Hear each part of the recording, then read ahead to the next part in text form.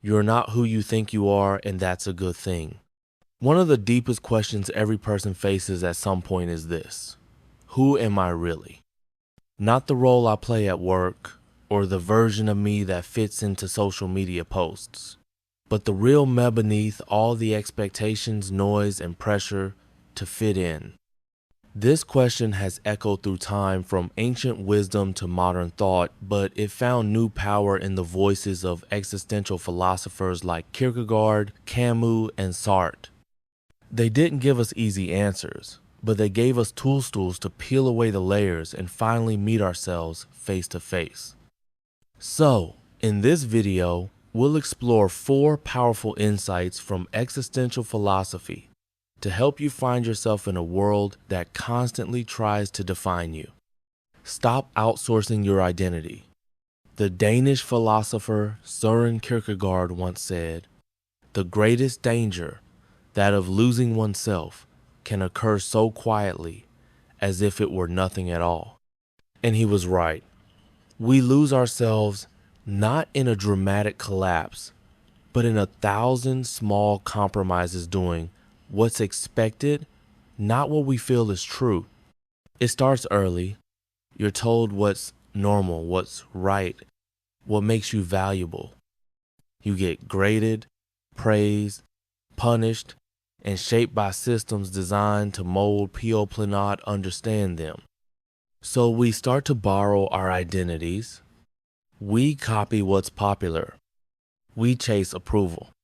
We silence parts of ourselves that don't fit in. And eventually, we mistake the mask for the face. But here's the truth. You can't become yourself if you're constantly asking for permission. Existential thinkers tell us that no one can define your essence but you.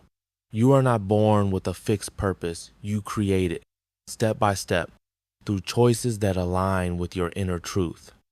This means tuning out the noise, letting go of who the world wants you to be, and asking instead, what feels authentically mine?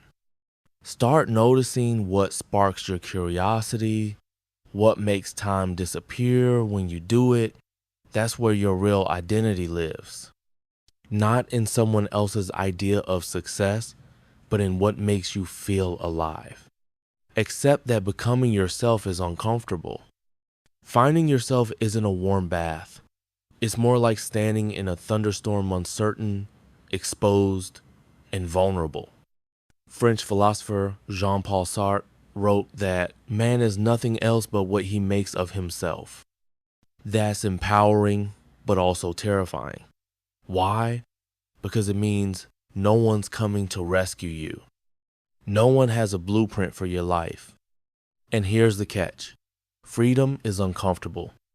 When you realize you're not bound by fate or labels, it creates a dizzying sense of responsibility. Suddenly, you have to choose who to be, what to value, what path to walk. It's easier to let others choose for us. But that's not living, that's drifting. True self-discovery demands courage. Courage to sit with your confusion. Courage to feel lost and keep walking. Courage to break from comfort, even if it means standing alone. Think of a sculptor chiseling away at stone. Every strike removes a piece of what isn't the final shape. That's what self-discovery looks like. You have to let go of parts of yourself that once felt familiar habits, roles, even relationships that no longer reflect who you're becoming. Growth hurts, but it's the kind of pain that leads somewhere. Make meaning through action.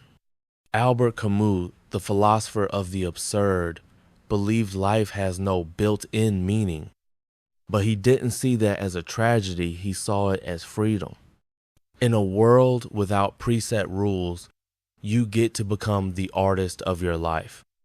So here's the challenge. Don't wait for meaning. Create it. We often get stuck waiting for some grand epiphany or life-changing moment. But meaning isn't found, it's made through action. What you choose to do daily is what shapes your identity. Your values don't live in your mind, they live in your choices. If you value honesty, speak the truth, even when it's hard. If you value creativity, create even if no one sees it. If you value connection, show up fully for the people in your life. There's a quiet power in doing what matters to you, even when no one's watching. And over time, those small, authentic actions build a life that feels real. Existentialism doesn't promise certainty. It doesn't tell you what to believe. It simply says, live in such a way that your actions match your soul. You'll never find yourself if you're afraid to lose who you were. Let's end with this. You're not a fixed identity. You're not a job title, a personality type, or a static version of who you were 5 years ago. You are a becoming. Existential philosophy teaches us that freedom is not found in clinging, it's found in letting go. Letting go of outdated versions of yourself. Letting go of narratives that no longer serve you. Letting go of the fear that says, but who will I be if I'm no longer that? Change is not betrayal.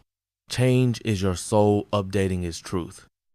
The journey of self-discovery is not linear, it's cyclical. You'll lose yourself many times. You'll feel like you're back at square one. But each time you come back, you'll return with more depth, more clarity, more alignment. So don't fear the falling apart. It's not the end.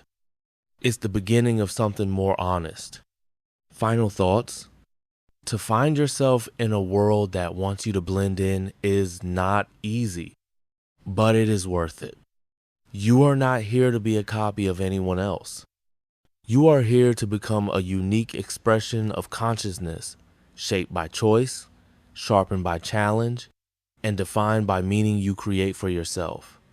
So the next time the world tries to tell you who you should be, remember, you have the power to choose who you become.